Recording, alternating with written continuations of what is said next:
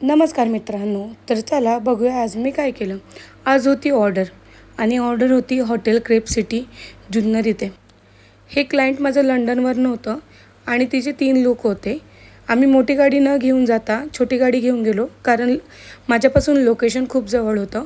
त्यानंतर आम्ही फायनली निघालो, मी आणि माझी नणंद. नंतर बघितलं तर गाडीत पेट्रोलच नव्हतं.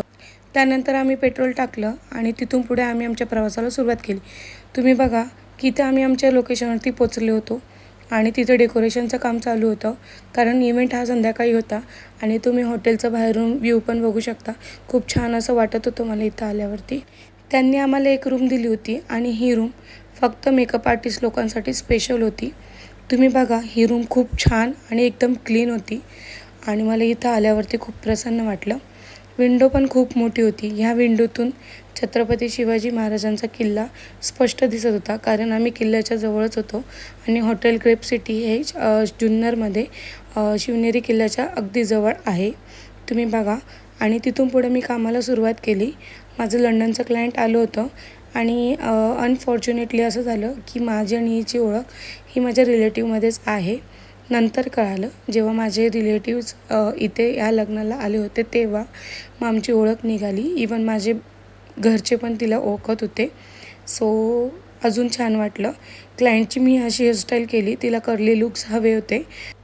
असा होता माझा फायनल लुक. तुम्ही बघा की ही हेअरस्टाईल किती छान झाली आणि किती सुंदर दिसत आहेत.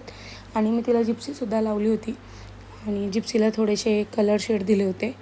त्यानंतर मी मेकअप चालू केला होता. तिला एकदम न्यूड आणि सटल मेकअप हवा होता.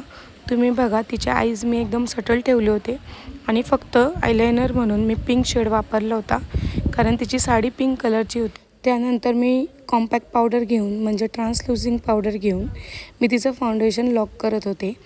तुम्ही पहा की एकदम सटल असा मेकअप झाला होता आणि तिला खूप जास्त आवडला होता. तिला खूप टेन्शन आलं होतं, कारण खाली नवरदेवाकडची माणसं आली होती आणि तरी तिचं आवरलं नव्हतं, कारण ती स्वतः खूप लेट आली होती. त्याच्यामुळे खूप लेट झालं. ॲक्च्युली ती 2:30 वाजता येणार होती, ती आली होती डायरेक्ट 6 वाजता.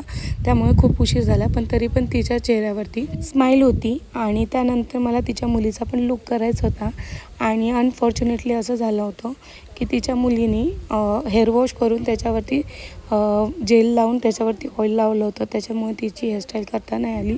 तरी पण मी अशी हेअरस्टाईल तिला करून दिली आणि थोडेसे जिप्सी फ्लावर्स असे लावून दिले होते. तिचाही मी असा छानसा मेकअप करून दिला होता आणि तिला पोज देता येत नव्हते, तर तिला मी सांगितलं त्याप्रमाणे तिने पोजेस दिले होते.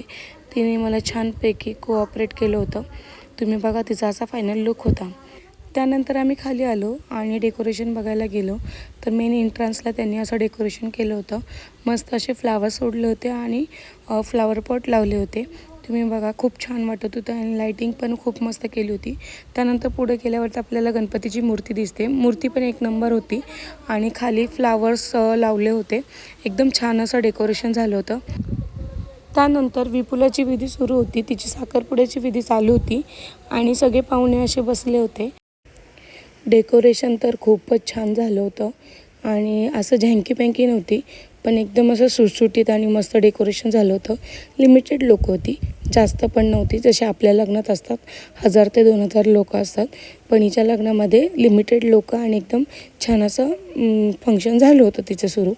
त्यानंतर आम्ही जेवायला गेलो. जेवणामध्ये मेनू होता छोलेची भाजी, कोशिंबीर, पनीरची भाजी, पुलाव, बटर रोटी, गुलाबजाम, पापड, लोणचं, लिंबू आणि कांदा. असा होता आजचा माझा पूर्ण दिवस. तर भेटूया उद्याच्या व्लॉगमध्ये. बाय.